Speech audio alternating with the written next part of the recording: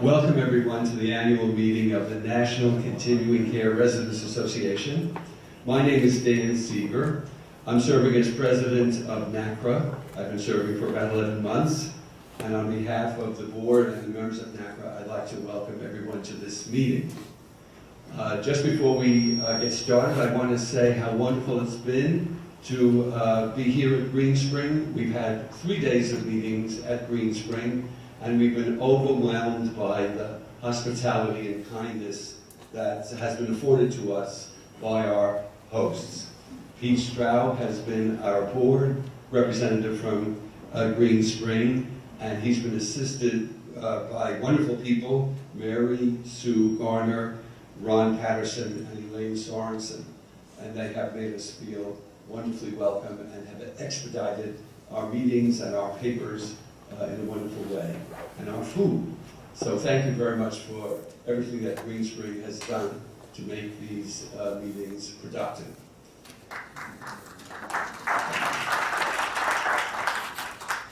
I'm very happy that we're able to introduce to you Senator Jennifer Wexton, and I'm going to ask Pete Stroud to introduce her to you. But first we want to have, welcomes from people at Green Spring.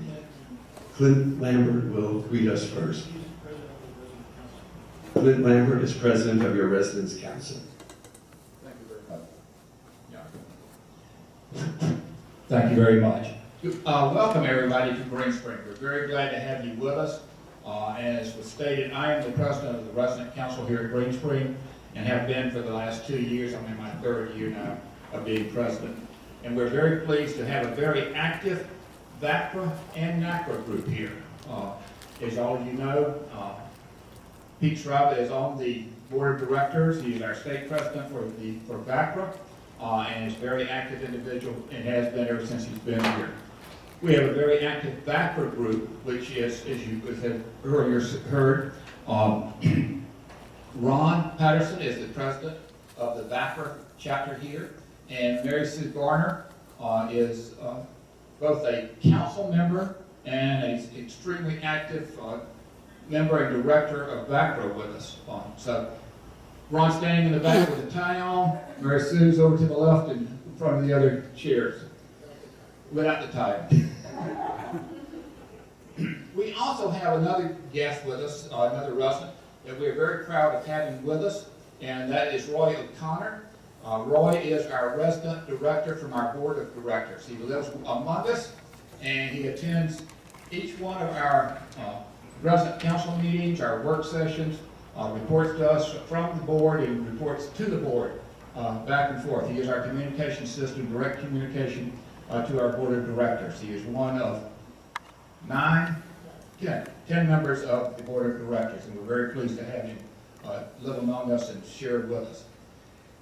We also are very pleased that so many people have been interested, unfortunately have not paid dues and do not attend meetings that often with NaCCRA and NaCCRA.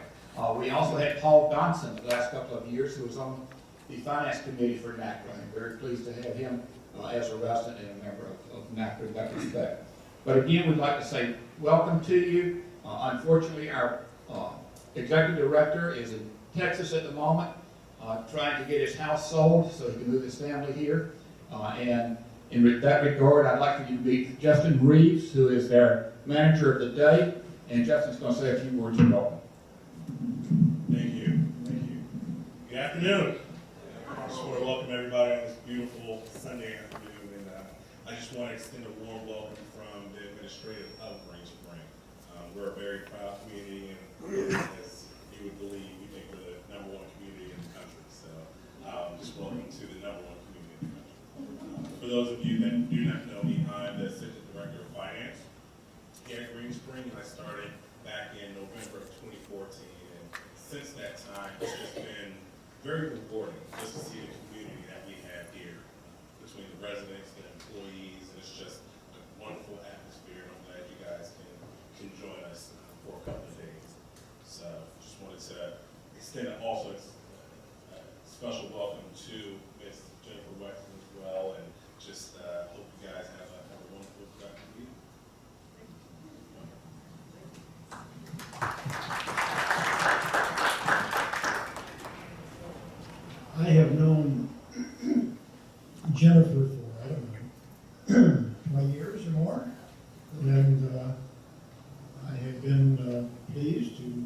attend her wedding, and I have dealt with her on legal matters, including wills and trusts and so on. And since we first met, she moved out to Leesburg, and she joined the prosecuting attorney's office out there because she speaks fluent Spanish. And they have a number of Hispanic workers and laborers out there. So the prosecuting attorney's office needed somebody that spoke Spanish. She jumped in and did that, and then turned around and thanked him by running against him in the next election. But he won, and what she did, though, was make a name for herself, and then the state senator from that area was appointed to a position in the governor's community and legions, and he was elected attorney general. I knew he left, but at any rate, he left, and there was a vacancy, and Jennifer stepped up and ran for it, and is the senator for the area of the state that includes Ashby Ponds. So between Senator Barker and Jennifer at Leesburg, we have two sympathetic voices representing the two largest CCRCs in the state. Jennifer, I'm going to turn it over to you, and you can wow them. Thank you, Peter.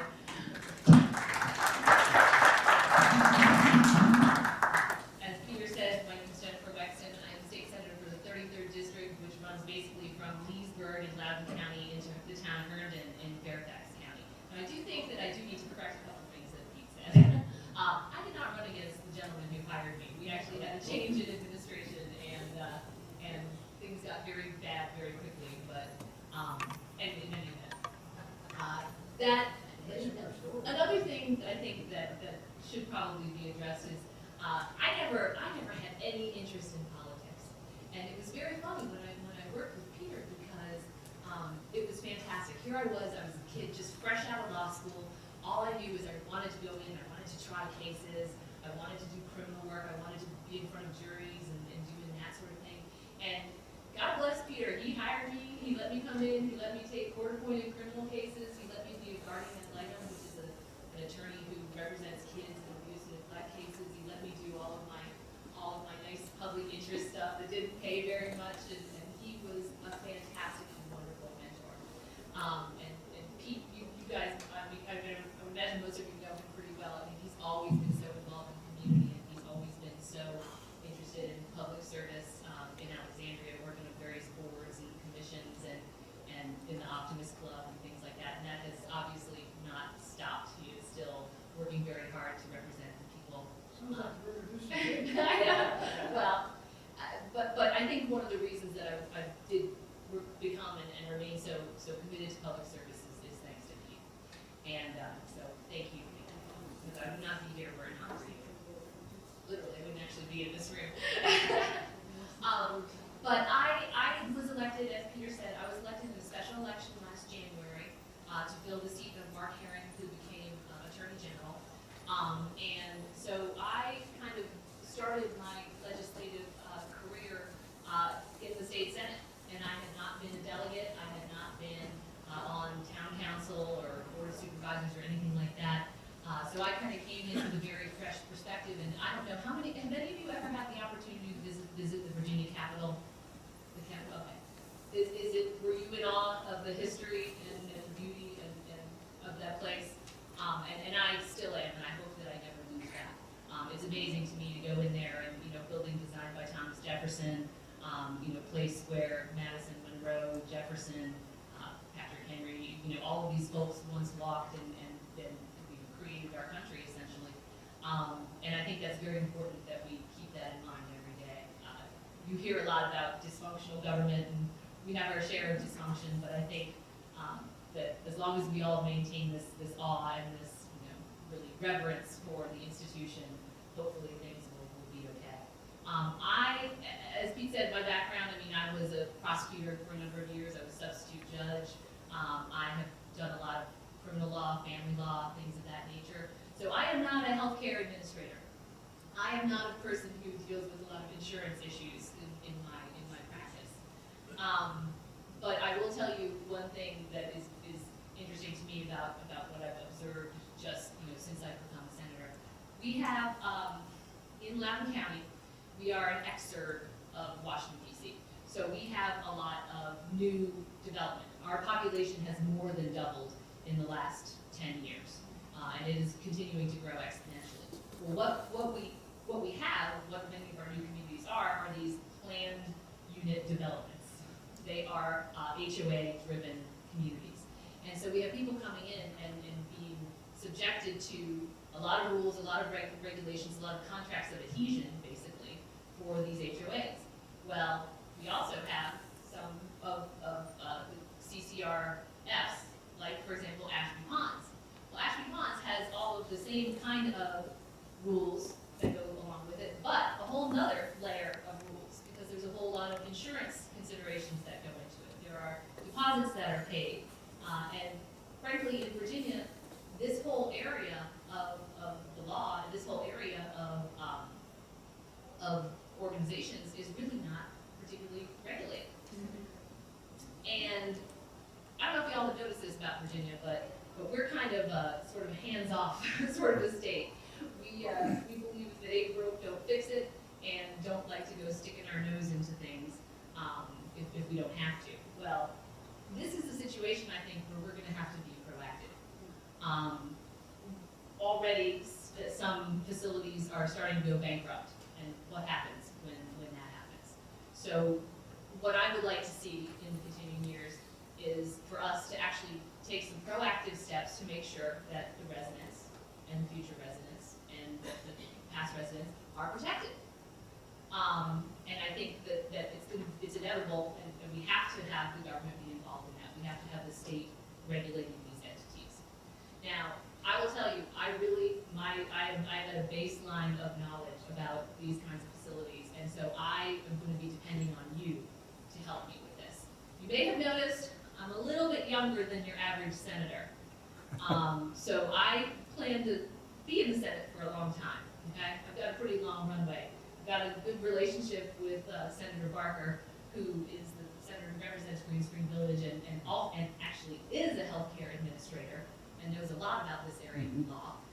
And I would really like to partner with him and partner with you guys to help make sure that everyone is protected and that Virginia kind of leads the way in this area of the law. So I appreciate your letting me take the time to come and talk with you today. I hope that we will be working together more in the future, both through you guys and Ashby Ponds. And please do not hesitate to contact me. I'll leave some cards with my contact information, and hopefully we can work together in the future. So, if anybody has any questions, I'd be happy to answer them.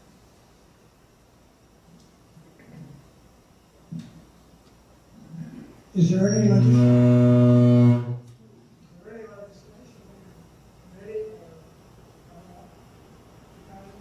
The question is there any legislation in the committee or coming up about CCRFs? CCRCs, that I have not seen any. No, not specifically related to these facilities. Yes, sir. We worked with Senator Barker a lot and several others expressing interest in pending legislation that would allow residents to be on the board of directors. We face opposition from a number of managements in the city that look on us as ill people, as you suggested, the little parts that need to be looked at. Senator Barker's had several hearings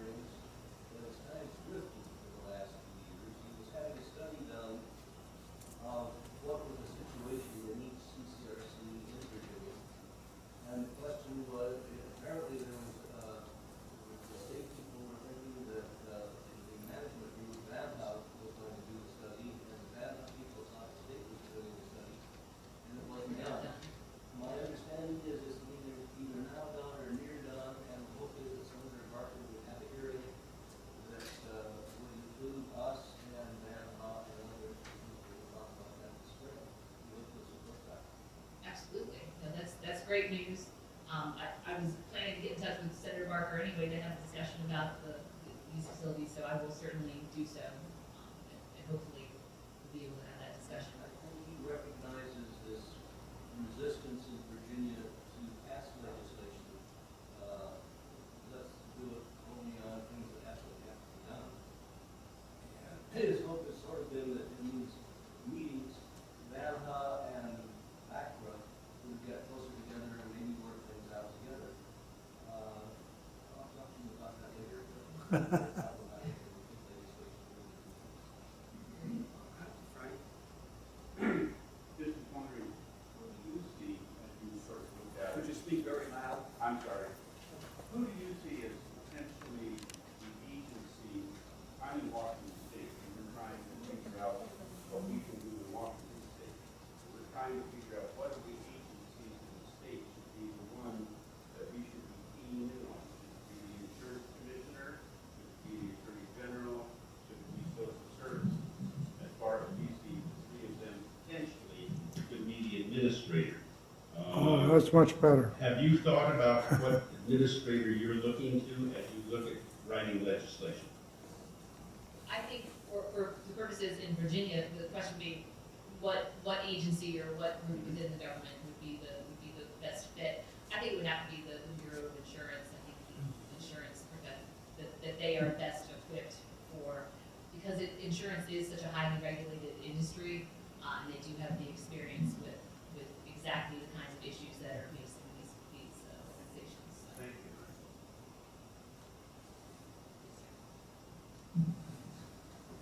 Have you heard anything about the redistricting, for gerrymandering and things along that line? We had a speaker at our last meeting who was, talking about, how this is gonna be set up, and it sounded very interesting, and a possibility, that it might come through. But, I don't know if it's like, asking a politician to bite his arm off, but maybe you bite it off for the goodness of everybody. The question was about redistricting and what kinds of proposals we were expecting to see come out of the General Assembly. Sadly, there will be no nonpartisan redistricting coming out of this legislative session. The governor appointed a bipartisan group to, and not just actually government people, but academics and people to study this issue, and they came up with a number of recommendations, which were put in different forms of legislation, all of which made it through the Senate without any problem at all, and then went to the House of Delegates, where they were, which, by the way, is a pretty terribly gerrymandered, House of the House of Delegates is very, very much, there are very, very few competitive seats there, and those proposals, every single one of them was tabled in a voice vote in a subcommittee that met at 7 o'clock in the morning. So it's very disappointing. That's one of the problems. Even things I was saying, even common sense proposals that got through the Senate, bipartisan, no problem for no excuse absentee voting for seniors. For seniors to be able to vote early with no excuse, because right now you can't.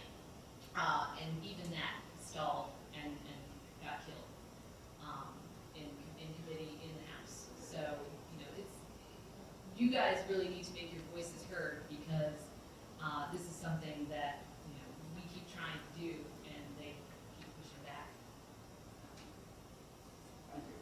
I will say one thing that did impress me is that I was told, and I don't doubt it for a moment, that Green Spring Village, you guys have your own voting precinct here, and that you by far have the highest voter turnout in the Commonwealth of Virginia. So, congratulations. I like it. Thank you guys so much. I really appreciate it. Thank you very much, Sandra. That was wonderful to hear. It's wonderful to see Virginia having such a wonderful public service. Friends, can you hear me all right? Friends, what's going to happen now is we're going to have a brief report from the nominating committee, and then I will give a president's report, which is intended to pave the way to two important discussions, one of the Bill of Rights and the other of membership. But first, we'll have the nominations report. The bylaws of the National Continuing Care Resident Association allow that there should be a nominating committee comprised of the presidents of state associations. Our nominating committee this year is comprised of Walt Boyer, who's the president of the State Association in North Carolina, Pete Straub, who's the president of the State Association here in Virginia, and George Chaptis, who's the president of the State Association in Pennsylvania. And Walt Boyer is going to give the report of the committee. The committee is going to recommend to you 3 people to serve on the NaCCRA board.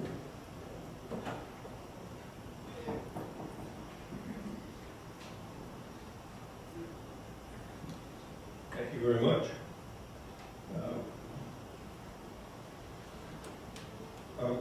I want to thank the members of the committee that they have done a very good job, and I think Pete did a very good job in leading this group. I want to thank him very much for that purpose. The report of the nominating committee is as follows. The nominating committee proposes 3 persons to fill the places on the board being vacated by Joe Walton, Jack Cumming, and Marlene Carter. The first nominee is George Rubin. George Rubin is a resident at Medford Lee's CCRC in Medford, New Jersey. He has served for 4 years on the Resident Association Board and for 2 years as Resident Association Vice President. He is a retired podiatrist. Among his many philanthropic activities, he has served as a member of the board of the Youth Service Opportunities Project, a program functioning in New York City and Philadelphia, which enables high school young people to volunteer in soup kitchens and homeless shelters. George Rubin has extensive organizational experience, has served on many boards, and would be a great asset to NaCCRA as a board member. Our second candidate is William Ratcliffe. William Ratcliffe is a resident at the Ingleside at King Farm CCRC in Rockville, Maryland. He is currently serving as Vice President of the Maryland Continuing Care Residents Association, the Maryland State Affiliate of NaCCRA.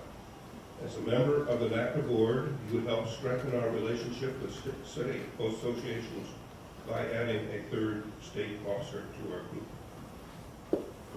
He is a retired information technology engineer and would be ready to participate in the new electronic mode of NaCCRA board deliberations. I don't know that Dan has spoken to you about how we're meeting nowadays, but perhaps he should. Yeah. Good. I want them to stand the minute they're here. Yeah. William has served on the board of the Residence Council at Ingleside. He is currently chair of the Quality of Life Committee there. William is an active member of NaCCRA's Financial Soundness Committee and has written a useful essay on how the fiscal health of CCRCs, which offer refundable entry fees, ought to be assessed. He is a thoughtful, I need to get a copy of that. You're supposed to give a speech on Thursday about that subject. He is a thoughtful and experienced person and would be a great asset to the NaCCRA board. Our third candidate is Barbara Trout. Barbara Trout is a resident of Medford Lee's CCRC in Medford, New Jersey. She has served as president of the Medford Lee's Residents Association. She is widely regarded as a thoughtful, experienced, and well-organized person who follows through on her commitments and who makes constructive contributions to board and committee deliberations. She has been interested in NaCCRA for several years. Recently, she helped organize the quarterly meeting of Orange, the Organization of Residents Associations in New Jersey, NaCCRA state organization in New Jersey. Barbara Trout also serves on the board of the Fine Lands Preservation Alliance, an advocacy group supporting the preservation of one of the East Coast's primary ecosystems. I'd like to make a few comments and then perhaps ask Pete and George if they're here to make for their comments too. From 1982 to 1984 to 1982, I was on the board of the Episcopal Nursing Home in Morristown, New Jersey, when it converted from a nursing home to a full-up CCRC. We had several problems during that period, including the fact that the wetlands laws came into effect in the middle of it, and half of our property was declared wetlands, which sort of messed up our architectural plans. But at that time, Medford Lees, which was probably less than 50 miles away, was considered to be the model CCRC in New Jersey, and the one that everyone there tried to emulate. I think that status remains today. Medford Lees is still considered a model CCRC and one that others try to emulate. So I'm very pleased to have two candidates from Medford Lees here. I also feel very strongly, and this is a personal feeling, that the board needs to have several members on it who are chairs of their state associations. We need to get that kind of interaction between the states and our national organization. And so I'm very pleased that William Ratcliffe has agreed to be a candidate for our board. And now I'll ask Pete if he has any further comments. Except you might ask him to stand. Oh yes, I will ask those gentlemen to stand.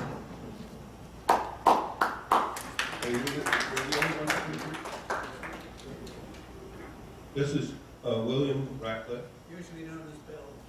Let me say you. I'm usually known as Bill, and if you can't remember my name, you know Bill the Brick. You always recognise my accent, if nothing else.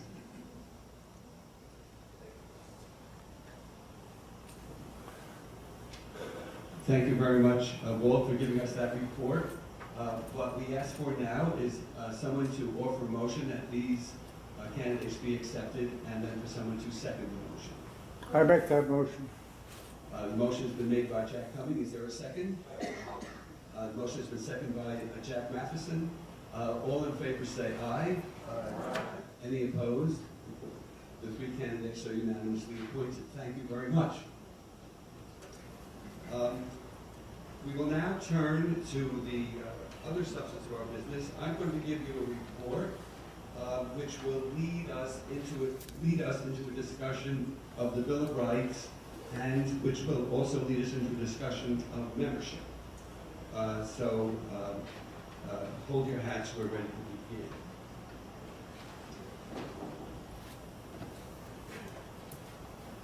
At least 5 states have enacted legislation designed to make explicit and to protect the rights of residents in continuing care retirement communities. Massachusetts, Oregon, California, Florida, and New Jersey. Maybe some of you know some other states that haven't come to my attention yet. What I want to cover today are 6 topics very briefly. I want to report to you on the current status of our Bill of Rights project. I want to ask us the question, if we want a Bill of Rights, it sort of suggests that CCRC residents are oppressed. Well, is this true? Are CCRC residents oppressed? I want to offer a brief history of the CCRC movement and explain the need for NaCCRA. I want to talk to you about your CCRC contract as a social compact. I want to briefly review the diversity of experience of CCRC residents, and I want to explain how articulating a Bill of Rights is a delicate balancing act. In 2014, NaCCRA, the National Continuing Care Residents Association, began its project of drafting a model Bill of Rights for CCRC residents. A committee was formed which worked up a preliminary draft, and this draft has been circulated widely among CCRC residents for comment. Approximately 50 groups of CCRC residents around the country have discussed the draft, many offering comments and suggestions for revisions. NaCCRA's Bill of Rights project has elicited more interest from members than has any other of its efforts on their behalf. Since the project has evoked much more interest than originally anticipated, it has taken us longer to collate the feedback.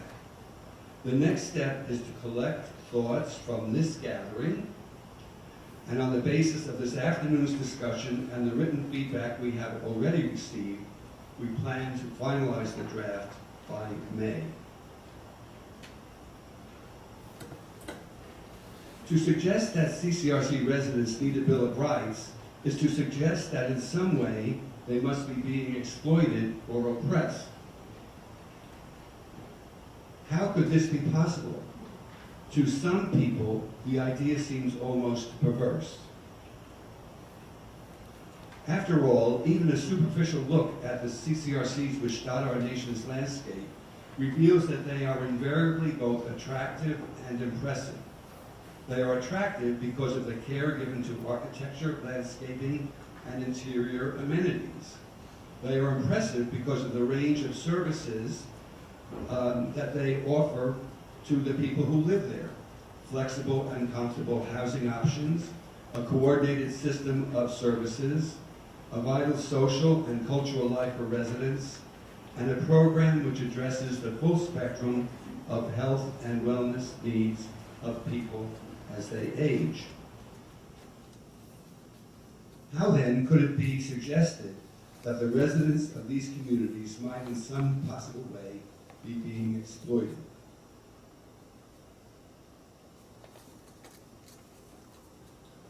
To understand this, we need to reflect briefly on the history of CCRCs in the United States. CCRCs made their first significant appearance in the 1970s and 1980s.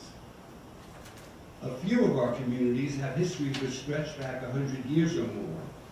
But before the 1970s, these earlier versions of our communities were often established to care for the widowed spouses of clergymen.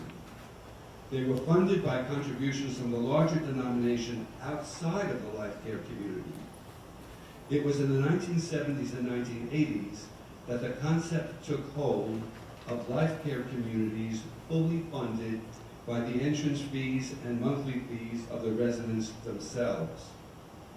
But one of the legacies of the early history is a pattern of governance throughout the industry which assumes that residents are the passive recipients of charity rather than that they are financial investors in their community, investors to whom the management owes some accountability, investors who have both a right and a responsibility to ensure the good order of the community's operation and of its financial affairs. It is this governance anomaly which is at the heart of the issue. 85% of the CCRCs in the United States are not-for-profit entities in which the residents have banded together to provide each other with mutual support in a program fully funded by their own entry fees and monthly fees, and by the charitable contributions of the residents and their families.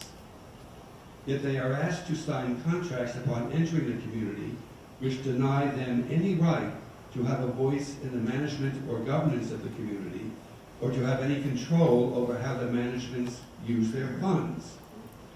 Some managements have used the entry fees and monthly fees of CCRC residents to invest in programs in which the residents themselves will never have an opportunity to participate. In other words, managements who themselves have no personal finances at risk act as entrepreneurs using the residents' money as venture capital. Another issue is the unilateral right given to managements by many states to alter the scope of services offered to residents and also to alter the associated fees regardless of the contracts which have been signed or the promises made during the marketing process.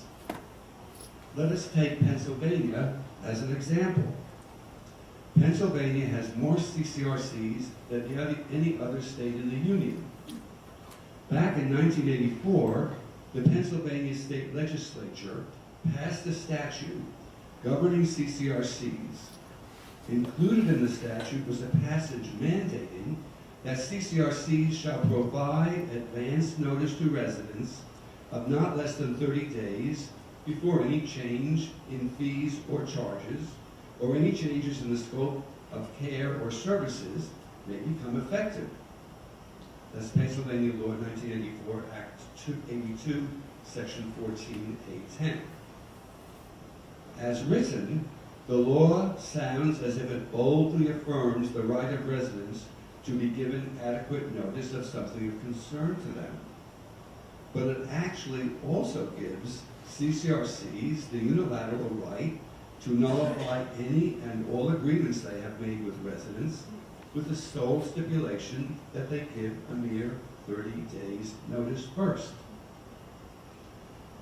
And so throughout Pennsylvania, CCRC contracts are sprinkled with such clauses as, prior to reducing, changing, or altering the scope of services and care provided to you pursuant to this agreement, we shall give you written notice of such reduction, change, or alteration of at least 30 days prior to its effective date.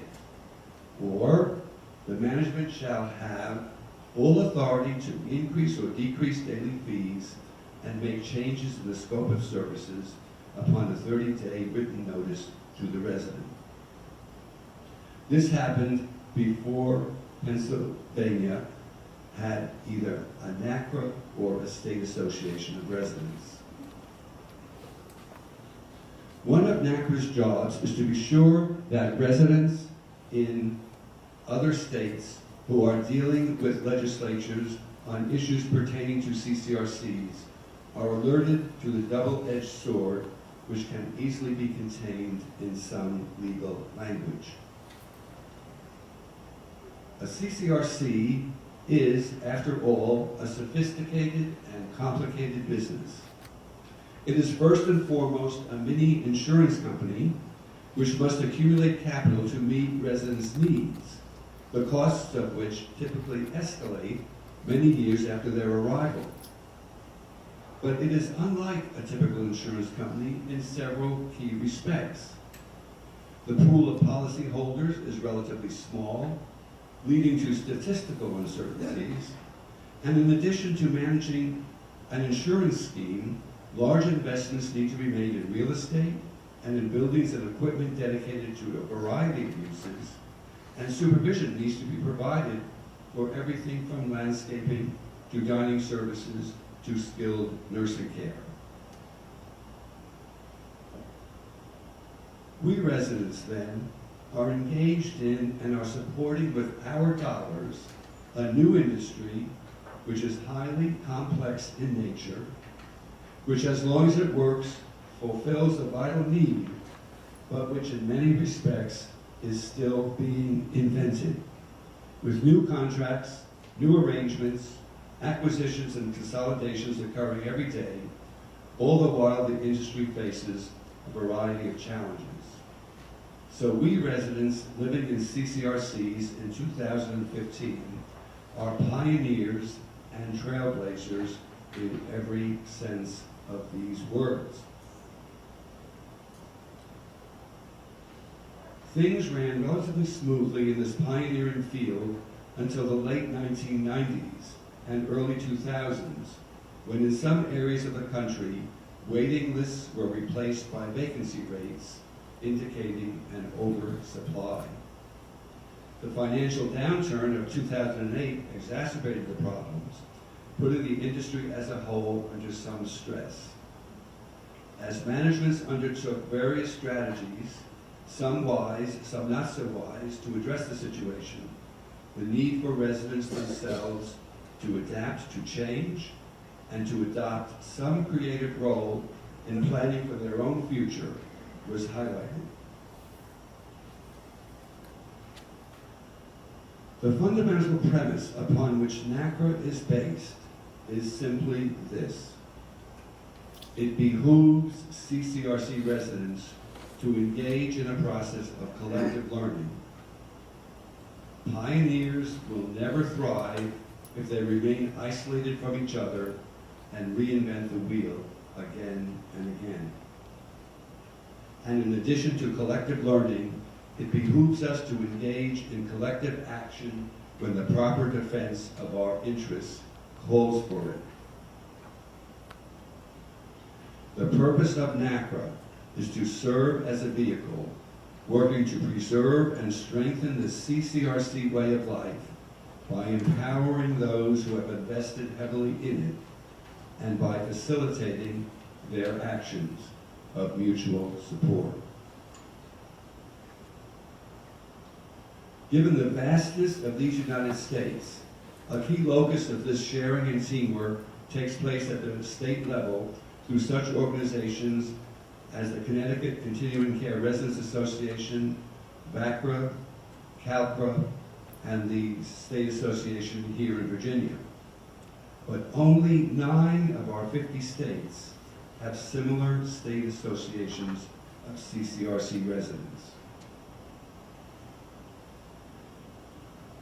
So I said that one of the roles of the national organization, NaCCRA, is to avoid having each of the states reinvent the wheel. At the same time, it is important to acknowledge that local conditions require specially tailored approaches. As I have indicated, some states have enacted bills of rights governing CCRC life. These statutes address the problems which exist with somewhat mixed success. I have cited one aspect of Pennsylvania law, a law which does not presume to be a Bill of Rights, the implications of which are poorly understood by most CCRC residents. Yet this very language has been picked up and incorporated into laws in other states which do purport to outline and defend residents' rights. This experience with laws reminds us of some fundamental realities.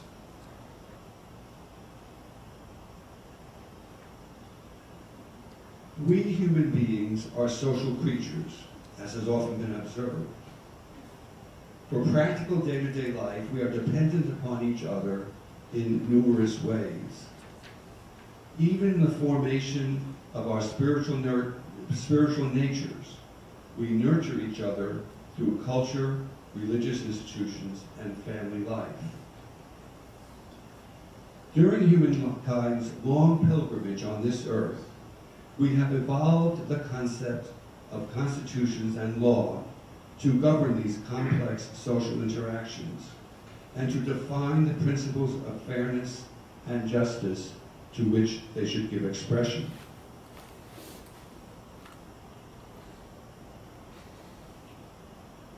When joining a continuing care retirement community, we have entered into a new kind of social compact. Its constitution is comprised of the contract we signed, of the bylaws of the CCRC Corporation, and of the oversight protocols which may exist in the particular state in which we happen to live. The United States Constitution was considered incomplete until its first 10 amendments, our nation's Bill of Rights, were enacted. Many feel that there is a similar incompleteness to the prevailing constitution of the CCRC Social Compact, the compact which defines the rights and responsibilities of providers and residents. For these prevailing arrangements rarely explicitly provide for such things as the right to establish a residents association, the right to be provided with a plain English contract, the right for an opportunity to comment upon proposed changes in services in advance of their implementation, the right for residents to meet periodically with members of the CCRC Corporation's governing board for an exchange of ideas and concerns, and the right of residents freely to elect from among their own numbers some portion of the corporation's governing board. While many of these practices are in place in some communities, they are far from universal, and where they are carried out, they can be withdrawn if seen as inconvenient, because there is no official mandate for their continuance. Although NaCCRA's Bill of Rights project has elicited much enthusiasm among residents, this enthusiasm is by no means universal.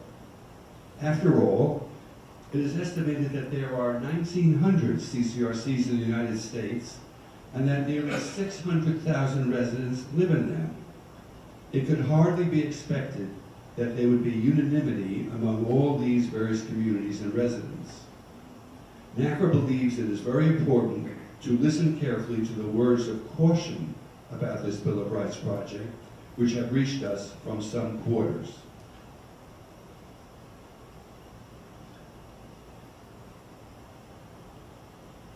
Obviously, it can be expected that people's perspective on this project will be a function of what their experience of CCRC living has been.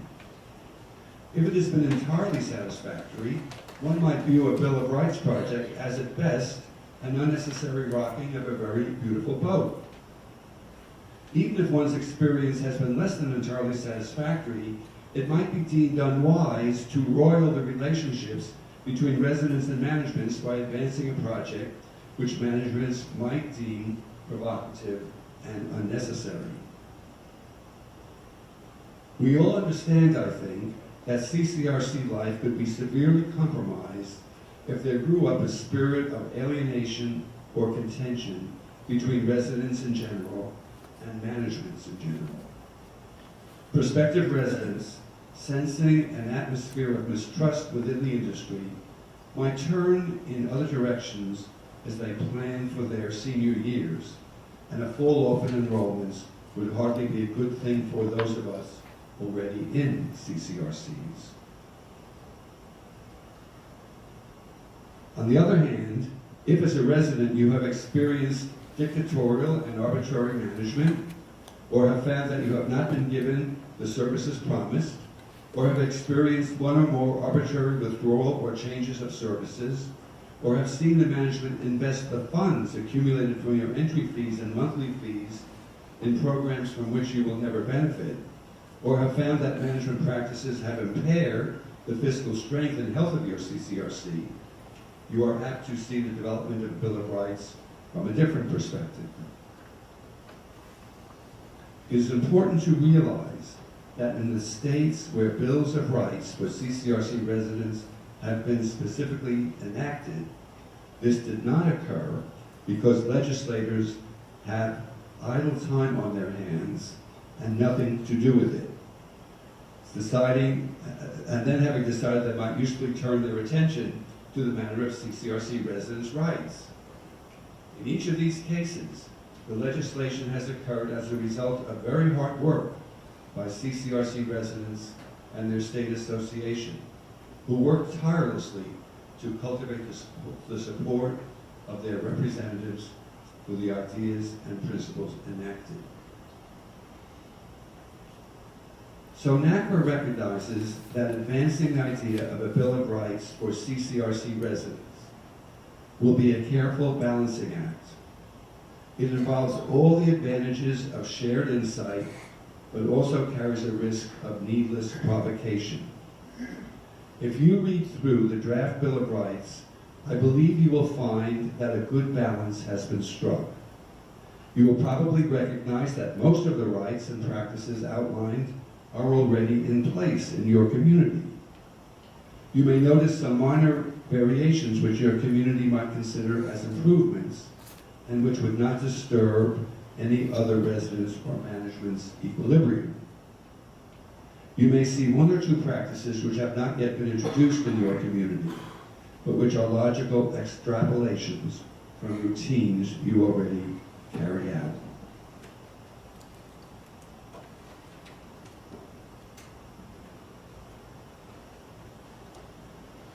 Marketing materials for CCRCs often promise a carefree retirement and many people, reasonably enough, enter a CCRC assuming that as long as they can pay their conventionally expected bills, their troubles are over.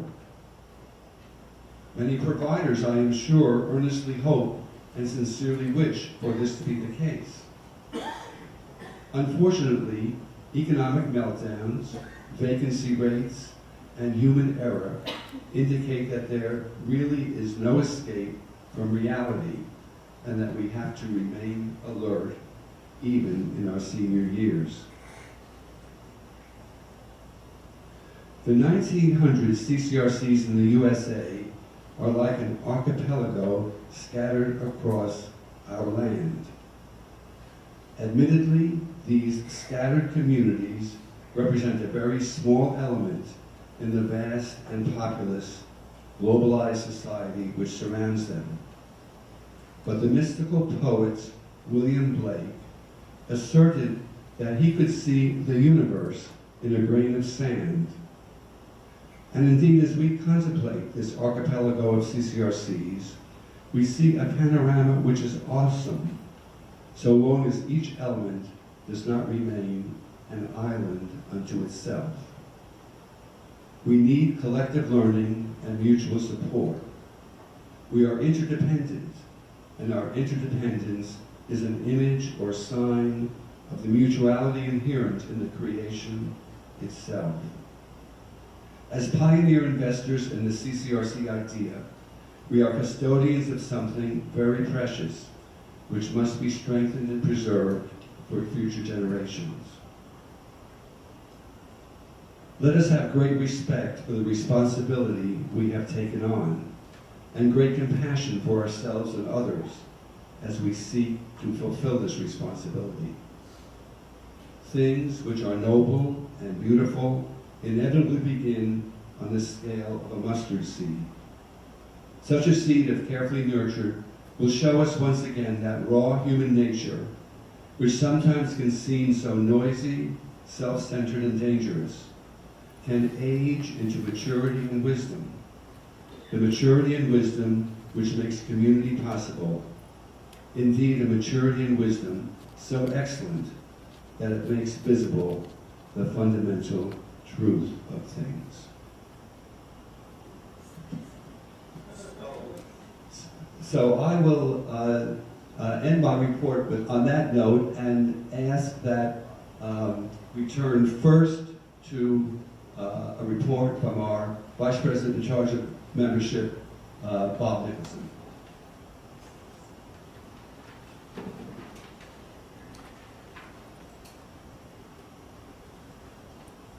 Collective learning and mutual support is on the move.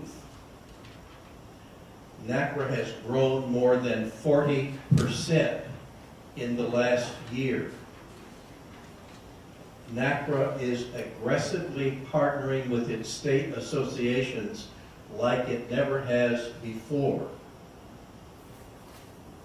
It means that with the state associations and NaCCRA, there are between 17,000 and 20,000 residents who are engaged in mutual learning and common support. That is an encouraging picture.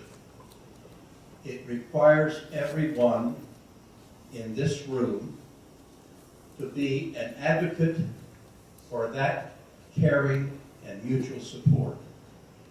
I will distribute to you, after I have finished waxing eloquent, the membership report that will give you the exact numbers and some of the issues we are facing. My one point for you today is a little maxim. I called it to the board's attention to make it a mantra, that you get up every morning and after your prayers, you light the candle and say, the me I see is the me I be. And for NaCCRA, the me we see is the me that we become. And if we do not see beyond where we are, we will not get there. And it is time to put aside the barriers and the bickering and things that have provided barricades to our fulfilling our mission of mutual caring, mutual learning, and support, and get on with it. I have prepared a simple illustration. I come from a place that I have characterized for the board called the none zone. That is not N-U-N, that's N-O-N-E. NaCCRA was formed as an organization of organizations. I digress to give you a personal opinion that is not in the report. Why these state associations came together and formed NaCCRA without making the members of the state association members of NaCCRA boggles my mind. We're working on that. The none zone is where there were none members of NaCCRA. And we have a couple more people from the none zone here from Seattle. So I made a map. About half the map was the none zone 3 years ago. Today, the none zone constitutes 43% of NaCCRA members. In the report I'm going to give you, you will get the exact number. But it means that we have made headway in addressing the none zone, and what is happening is that residents, whether it's in Santa Fe or Naperville, Illinois, or Waverly, Ohio, or Seattle, Washington, or Lake Oswego, Oregon, residents are coming together, and it is rising up this way where there are no state associations. So that new things are happening. It's giving our bylaws committee a little heartburn because our bylaws don't fit that new reality. And that new reality must be faced, nurtured, accepted, and encouraged. I'm happy to present that problem to you. One of the shocking developments of the map, if you come from the none zone in Washington, where my friend Frank Little and his child, where I come from, is that now you'll notice Washington and Florida are the same color. We have an approximately the same number of members. Unheard of, especially for me. But we need to engage the 13,000 members of the Florida Continuing Care Resident Association to be a full part of NaCCRA, and we're working on that. The other thing that this presents to us is that where we have in the none zone this coming up from the grassroots and giving evidence to chapters and state associations, and instead of having state associations, that we've got to reshape the way we have membership, reshape the way we collect dues, reshape the way we build relationships. It is, in short, a new day for NaCCRA that has to be worked out by this board, and I'm extremely encouraged by these nominees that were elected to the board that challenge is before them. I am, right now, as I finish here, since I'm way over here on the East Coast, going to stop and visit further with people from Maryland and the president of the Organization of Resident Councils of New Jersey. That's my report. I'm going to hand out the papers. I've got two kinds of papers, and you've got to decide the kind of person you are. I have the Cliff Notes report, the one-page report, simple, short sentences, small words. And I have the longer report for those of you who would like the map and the exact number of members in every state, and there may be something else. So if you'll hold up your hand, one or two, one is the Cliff Notes, the short version, and two is the unabridged version, I will pass out. I only have 8, and she held up 3. Now that's a Texas woman for you, you know? And she married this guy from Sunset High School in Dallas, and there are always problems. Thank you.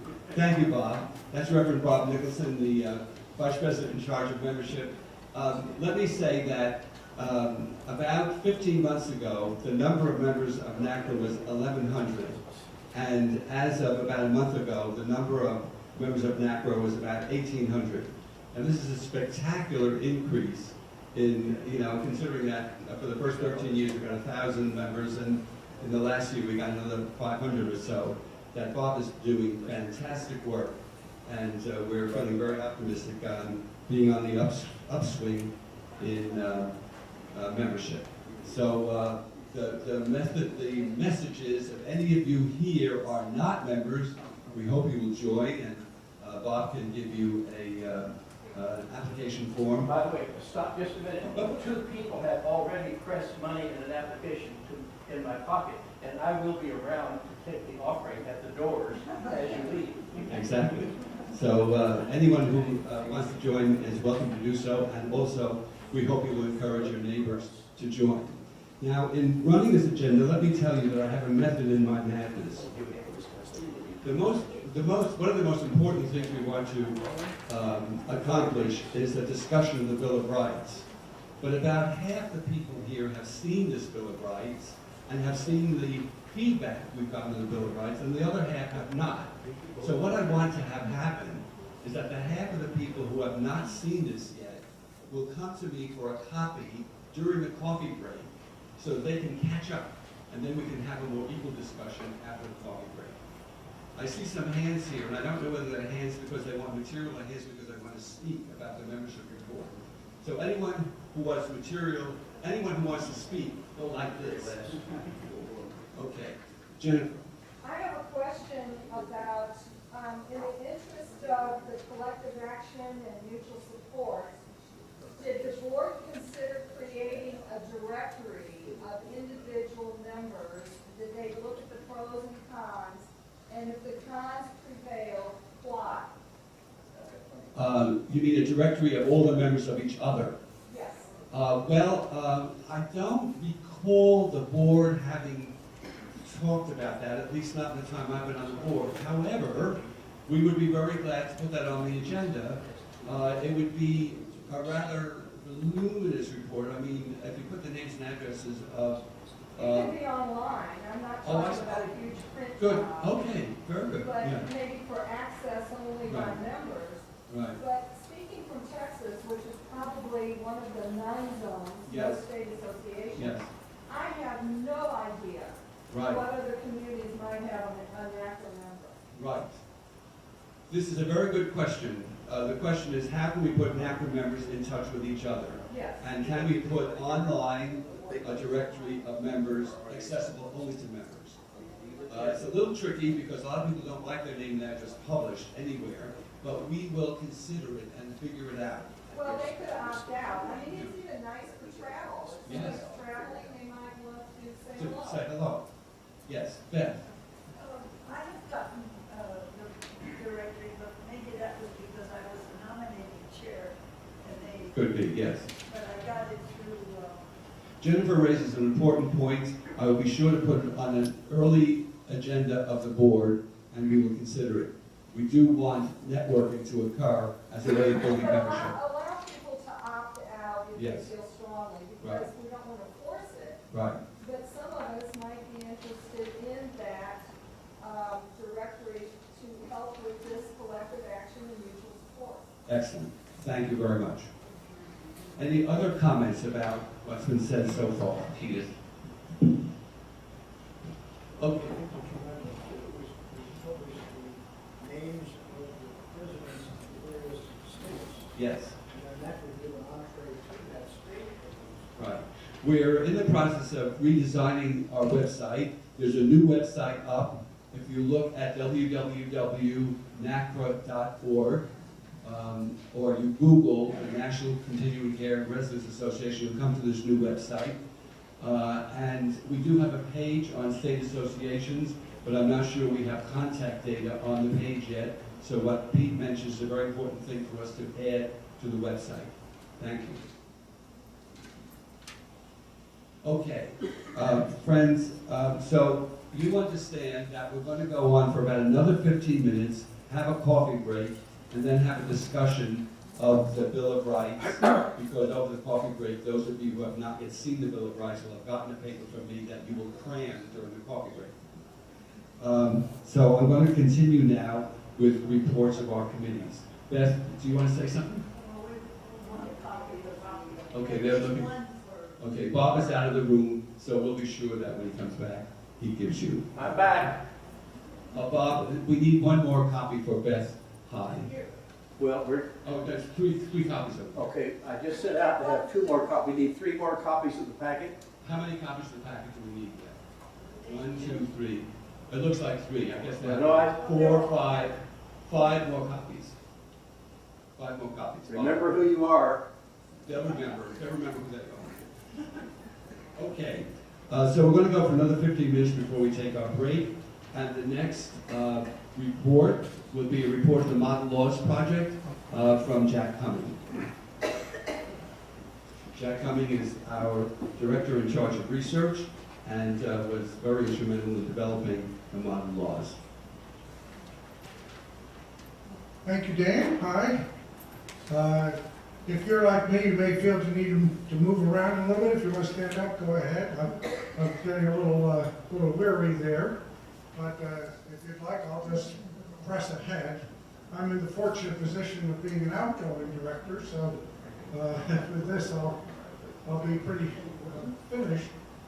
How many of you here have a Bill of Rights that your provider gave you so that you knew what your rights were?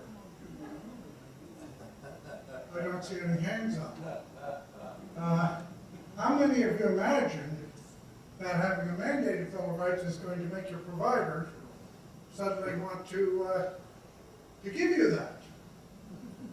Well, and I say that because Bill of Rights is sort of a companion to the model laws, and they go along, but they come at each other differently. The one relates to the way you operate these communities, the other relates to the relationships between providers and residents. But I'm talking with Frank Little over here, my friend from Washington. He was telling me that they're trying to work with their provider to persuade the provider to adopt the Bill of Rights. So there'd be no reason why Greenspring, for example, couldn't give you your rights when you come and say, look, this is a marketing advantage here at Greenspring.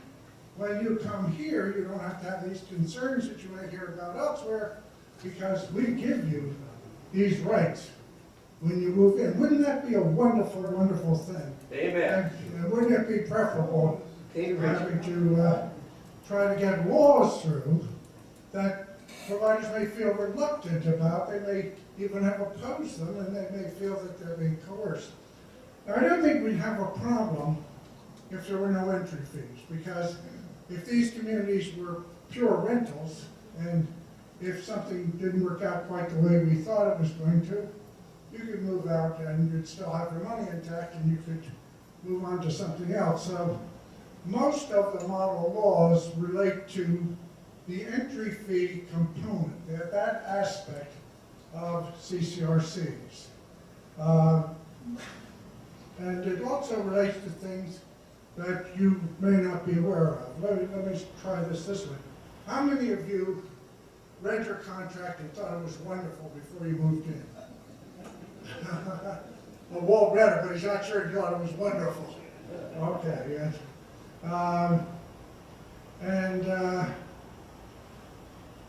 Gosh, I can't read my writing there, so you'll just be stuck with that. How many of you here are from Greenspring? Okay, a handful. How many of you know whether Greenspring accounts for the refund liability under the new accounting rules, which are more principled, or under the old rules which put the risk of vacancy on the residents? Do you know the answer to that? Do any of you know? Okay, I see one tentative hand there. Okay, that's good. So I think that would be a positive thing. And I'm just saying this because these are technical things, but this is why you need NaCCRA. You need somebody out there working for you. I was talking with Senator Wexner before, and say, they don't have to work it all out in Virginia. And by the way, remember Dan mentioned that terrible provision in Pennsylvania that says the provider can change the contract. You don't have a contract because we can change it anytime we want, in any way we want, and you're stuck with it whatever we do.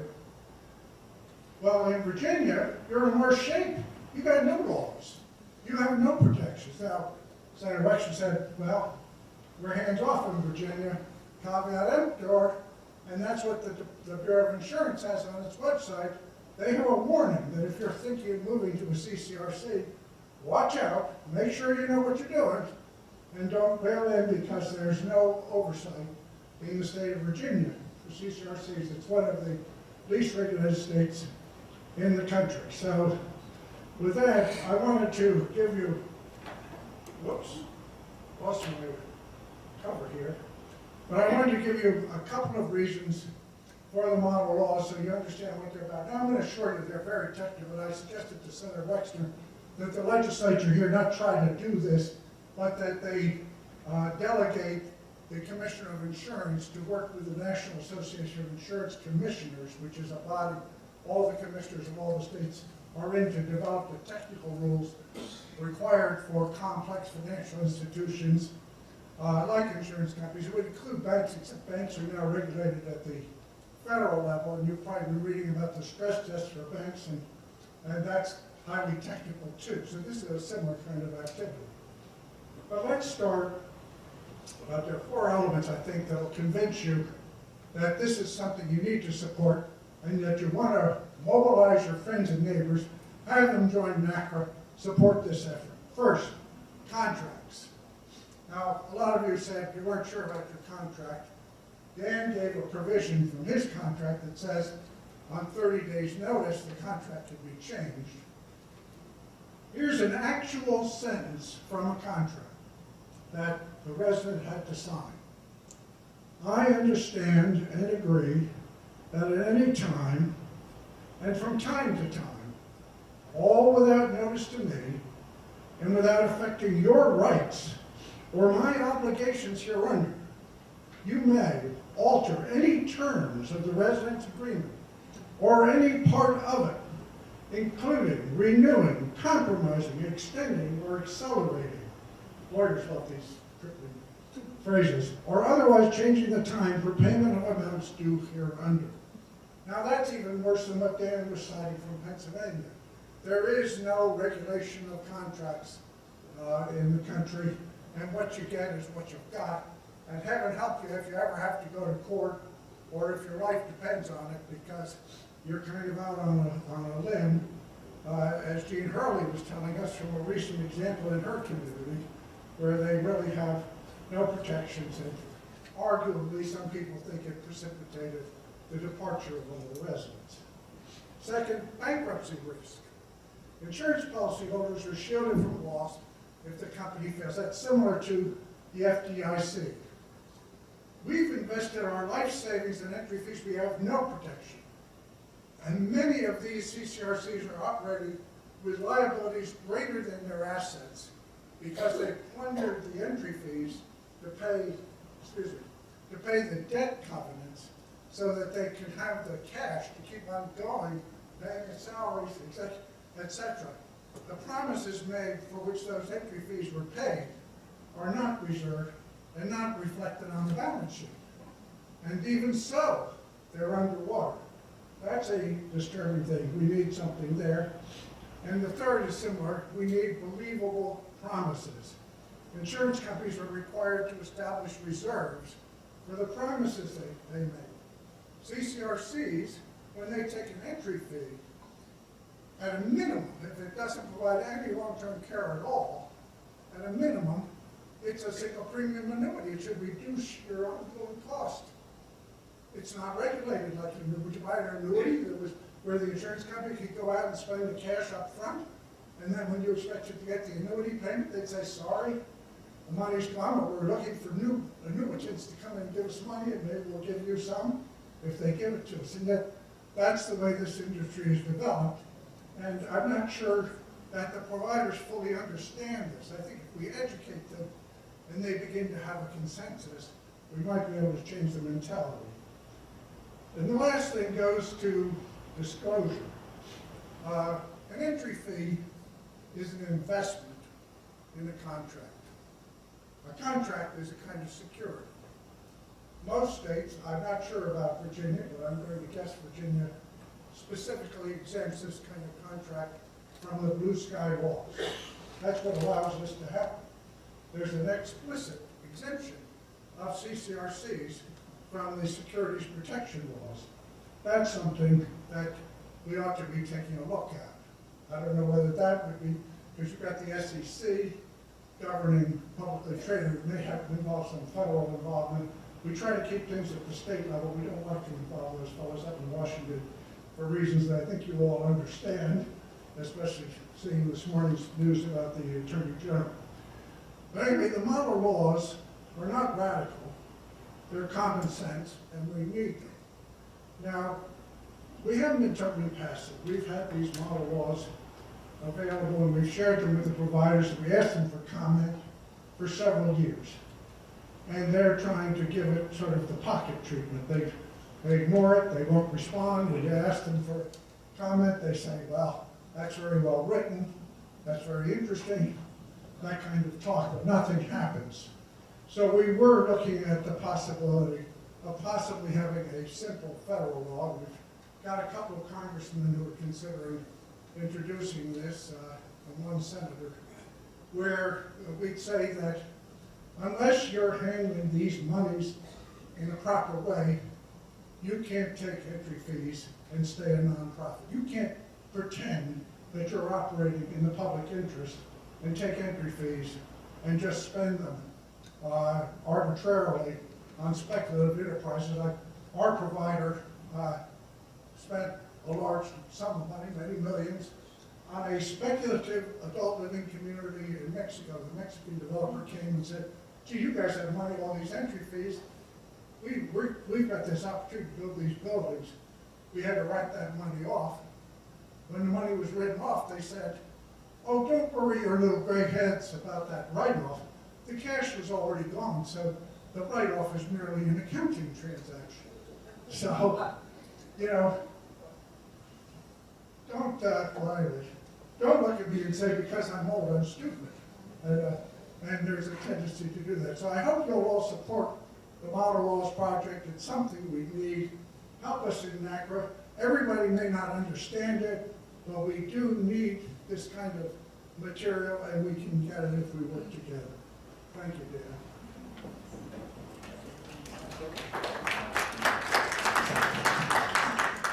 We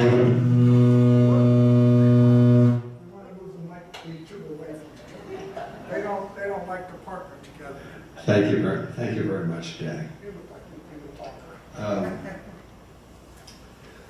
We've had a report, a written report, which some of you have and some of you don't, a short one-page report from the editor of our Lifeline, our newsletter, who is Marlene Varner. Marlene Varner is retiring from the editorship of Lifeline after 6 years of service as editor, and she's retiring from the board after 10 years of service on the board.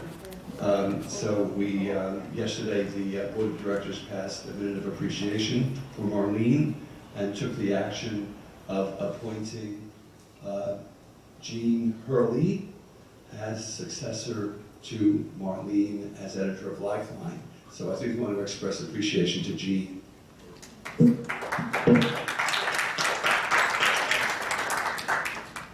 back. Thank you. I found one of the five. There's one there. Where are the other? Okay, wait a minute. One here. Only one to a family. One there. One there. Okay. Why won't this work?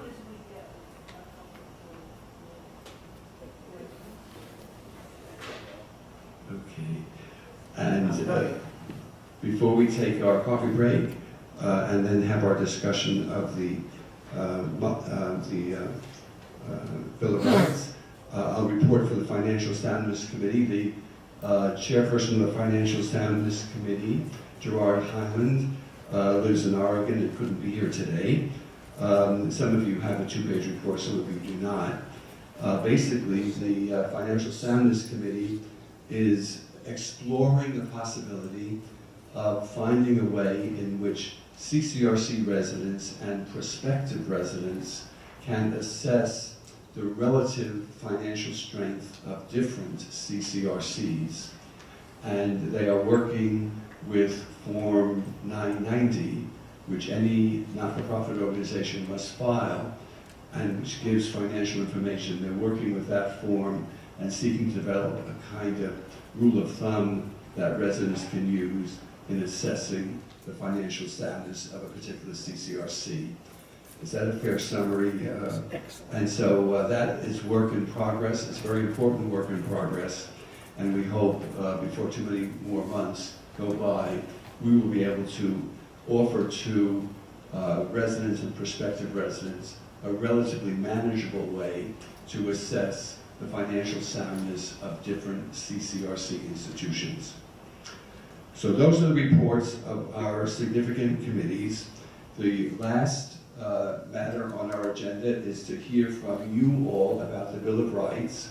We're going to break now for 15 minutes for a coffee break. The coffee is back there. The people who have not seen the material about the Bill of Rights should come to me and I will give it to them, and they will act like they are college students and read all this in a big hurry before we reconvene. Okay? So come back in 15 minutes, which will be at 20 to 4. John,